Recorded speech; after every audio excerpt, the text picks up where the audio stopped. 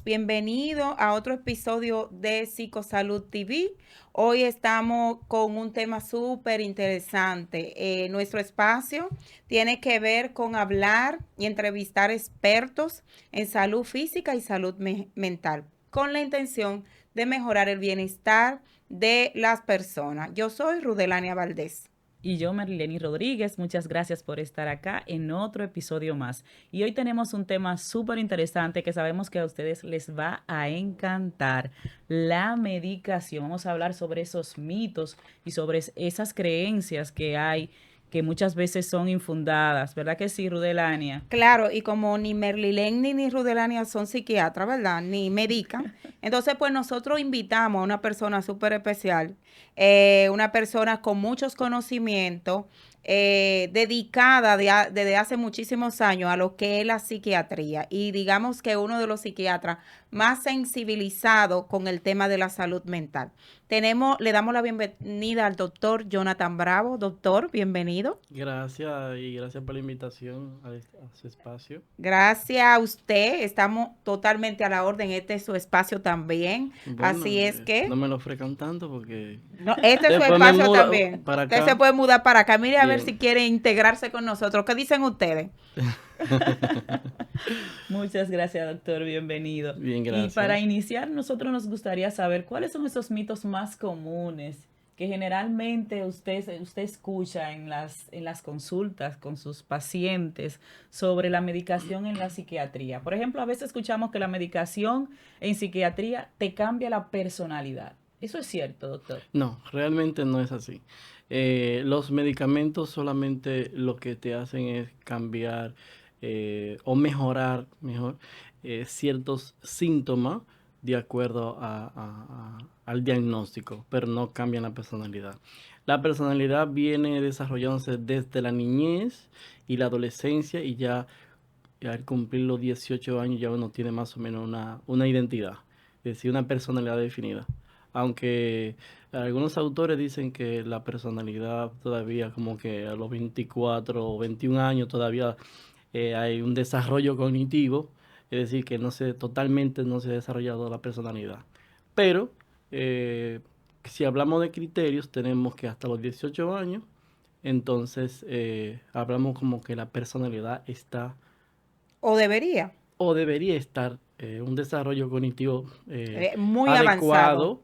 adecuado o maduro, pero realmente 21, 24 años es que realmente. Entonces, Entonces, no cambian la personalidad. entonces podríamos decir, doctor, que en vez de pensarse en que la medicación cambia la personalidad, no es que cambia la personalidad, es que cuando el paciente se medica vuelve a ser el mismo. Exacto. O sea, tú diste la palabra clave y el paciente te lo dice. Yo me siento extraño cuando empieza a mejorar los síntomas. Y entonces piensa que su personalidad está cambiando. No, tú estás siendo la persona que era antes. Exacto. Y Eh, dependiendo del tiempo que ha pasado con la patología o la situación, entonces de ahí me voy a sentir más extraña. Exacto, porque lo que pasa es que a veces los pacientes normalizan los síntomas y piensan que esos síntomas son propios de su personalidad y no es así, sino que son síntomas propios de una patología X, puede ser depresión, ansiedad o cualquier otra patología en salud mental. Entonces, como que a veces hasta los mismos familiares normalizan cierta conducta y ciertos síntomas, no, porque él es así, esa es su personalidad. Entonces, cuando uno lo empieza a tratar con psicofármaco, entonces el paciente empieza a mejorar y es que ahí inicia un proceso de mejoría, ¿verdad?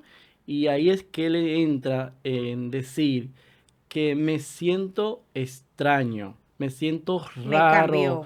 me cambió la personalidad, porque antes yo no era así, antes yo era como más sensible, entonces ahora como que sé lidiar con muchos problemas. Me vuelvo más resiliente. Exactamente. Entonces, pero realmente no es que cambia la personalidad, es que tú tienes una patología de base, se ha tratado con algún psicofármaco y ese psicofármaco pues te ha dado solución a mejorar ciertos síntomas, pero realmente eso es un mito. Es muy interesante eso que usted dice, doctor. Pero ¿y qué pasa con las personas que, esa creencia de que las personas se vuelven dependientes a los medicamentos? ¿Esto es cierto? Es cierto que en psiquiatría existen algunos medicamentos que sí tienen un potencial adictivo y específicamente voy a hablar de la benzodiazepina.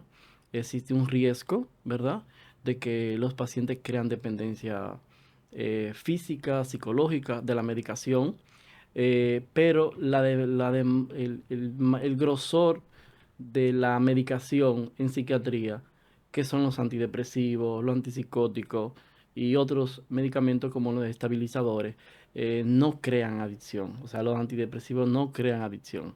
Si el paciente interrumpe la medicación, por ejemplo, un antidepresivo, puede presentar un síndrome de descontinuación, y entonces presenta exacerbaciones de síntomas como irritabilidad, muchos problemas, síntomas físicos, gastrointestinales, pero no son síntomas que son propios de que me estoy haciendo que por dependencia, sino es porque interrumpí la medicación abruptamente sin consultar a mi médico. Pero los antidepresivos no tienen potencial adictivo, los antipsicóticos tampoco, y Ansiolítico. los eh, antiepilépticos para los neurólogos, pero para nosotros estabilizadores de estado de ánimo, que lo utilizamos en trastorno bipolar y a veces para potencializar algunas patologías como la depresión, tampoco crean adicción. Sí, con la benzodiazepina, como diazepam, clonazepam, sí hay que tener un poquito de precaución a la hora de prescribirlo.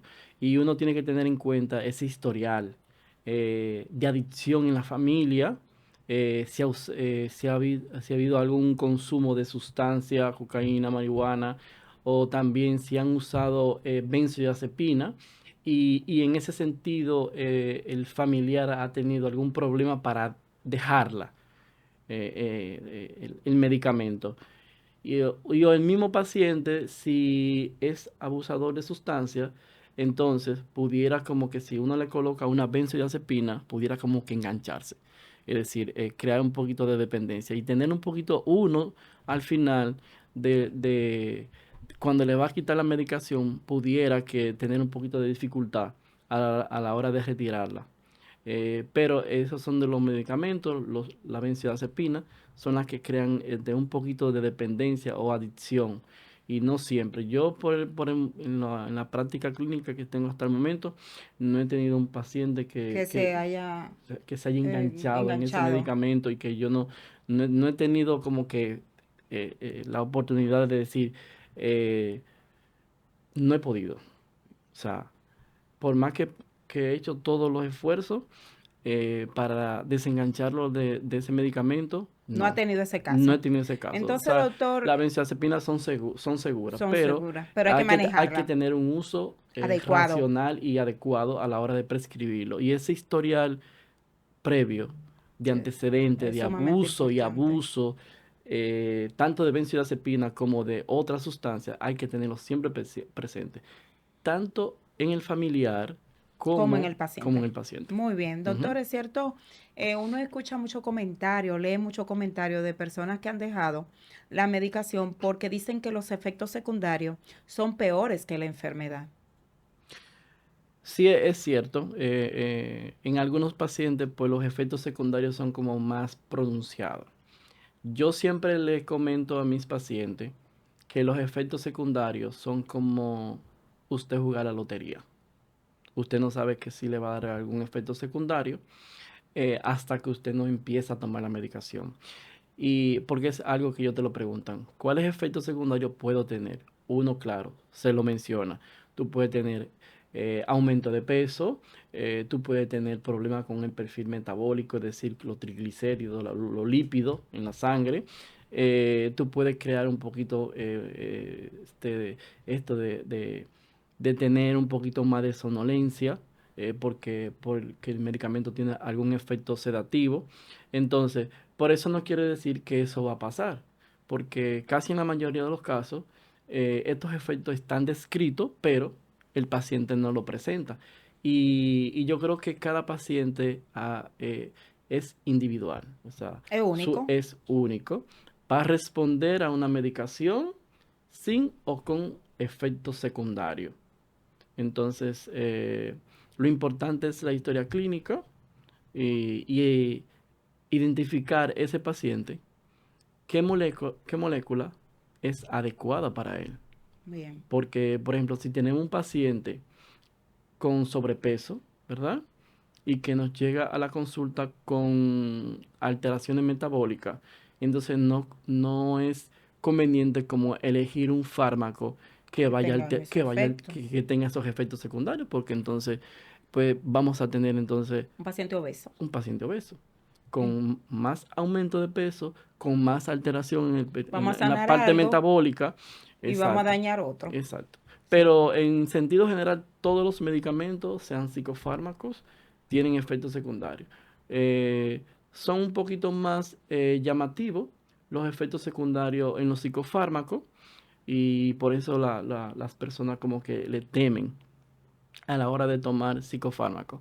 Pero a veces lo toman y dicen, ay, pero mira, yo pensaba Me ha ido bien. que me iba a ser adicto o que me iba a ser dependiente o que iba a aumentar de peso y a veces no sucede ninguno Muy de estos bien. efectos secundarios, pero sí algo, todos son un poquito más vulnerables, a veces por la misma genética, son metabolizadores lentos, entonces el medicamento se metaboliza de manera más lenta a nivel hepático, ya por una situación genética, entonces eso sí predispone a efectos secundarios, Bien. porque se acumula más como el medicamento por la metabolización a nivel hepática. Entonces, sí, eso es En esa importante. misma línea, doctor, de esos efectos secundarios, ¿cuál es la importancia del seguimiento médico? La importancia del seguimiento médico es que el paciente tiene que tener seguimientos regulares. O sea, no es que el paciente va la primera vez, yo le hago un diagnóstico definitivo, probable o a descartar, porque a veces no tenemos un diagnóstico como que Certero así, certero 100%. a primera consulta. A veces, y sucede que uno viene a veces teniendo un diagnóstico definitivo en una cuarta consulta. Y tú sabes, Rudelania, que a veces los pacientes como que van evolucionando, Exacto. ¿verdad? Y ocultan a Y veces a también. veces en una consulta pues no te dan como que todos los síntomas como para tú construir como un diagnóstico. Entonces como si no son como sinceros, como abiertos, porque en la primera consulta como que Tan todavía tímido tan todavía. tímido. Entonces ya en una segunda consulta tú sigues indagando y siempre ellos te van saliendo o sea, te van diciendo cosas nuevas. Y Exacto. eso entonces te va como que armando No, y además de el eso, diagnóstico. supervisar que el medicamento, los efectos secundarios del medicamento, que me consta de los ajustes. Exacto. Entonces, con los seguimientos regulares, entonces ahí nos damos cuenta de los efectos secundarios que el paciente pueda tener. Entonces, ¿qué efectos secundarios puede tener el paciente? Que me diga, bueno, la pastilla que usted me colocó en la mañana No me deja trabajar. para la ansiedad no me deja trabajar porque me da mucho sueño. Entonces, es simplemente hacer un reajuste de la dosis. Si yo, por ejemplo, le tengo 1 miligramo, por decir, de X medicamento y le está produciendo somnolencia diurna en la Lo bajo. mañana, ¿verdad? Y esto entonces le interrumpe su rutina laboral, entonces, ¿qué tengo que hacer? Bajar la dosis.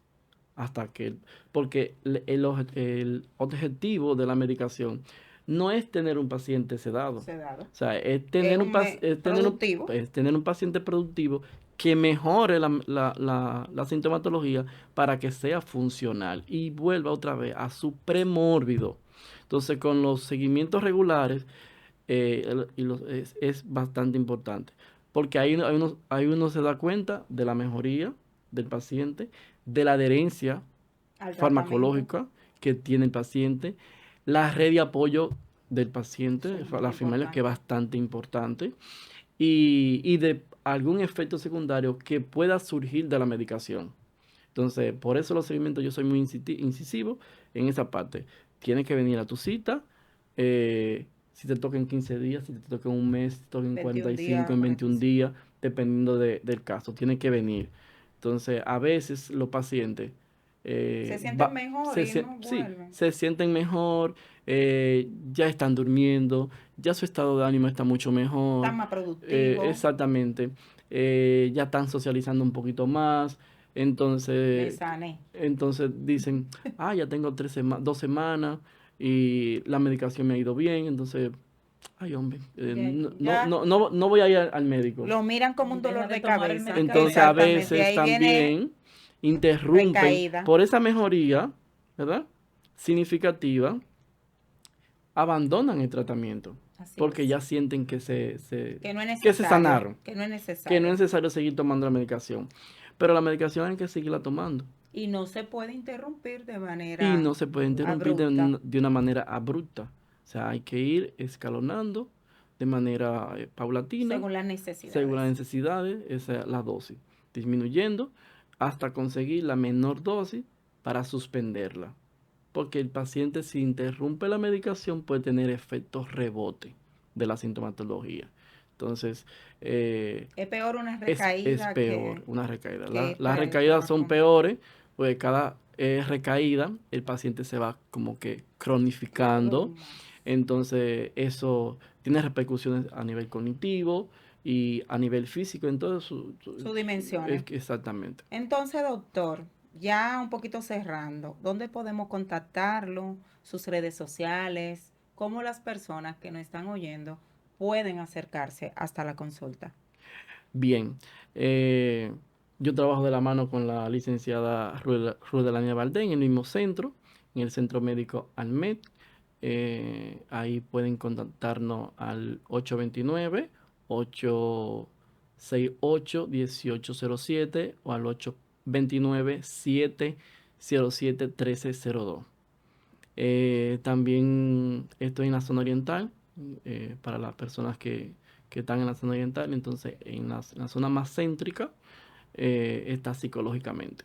¿Y sus redes sociales? Y mis redes sociales, Instagram, Jonathan Bravo, así mismo, Jonathan Bravo, médico psiquiatra, me pueden encontrar en las redes sociales en Instagram.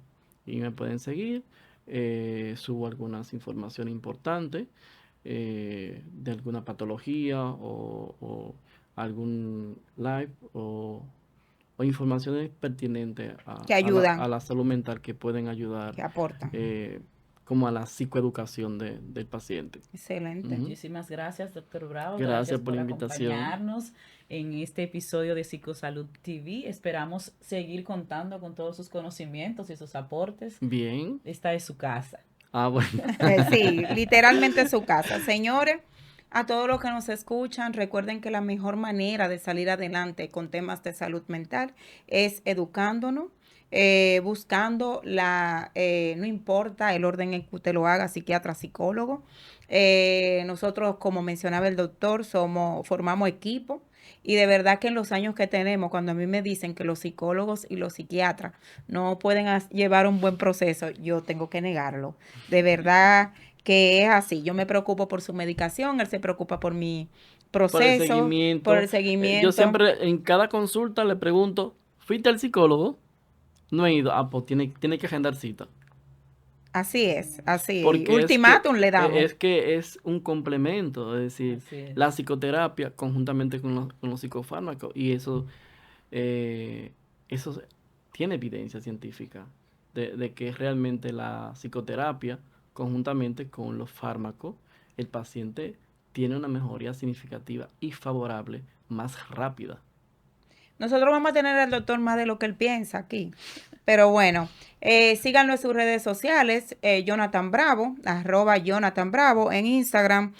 Ahí encontrarán sus contactos, le pueden escribir también por DM. Y por hoy nos despedimos, nos vemos en el próximo episodio y no olviden suscribirse, darle like y compartir. Recuerden que la salud física y la salud mental van de la mano. Muchísimas gracias, doctor. Gracias a ustedes por la invitación. Próxima.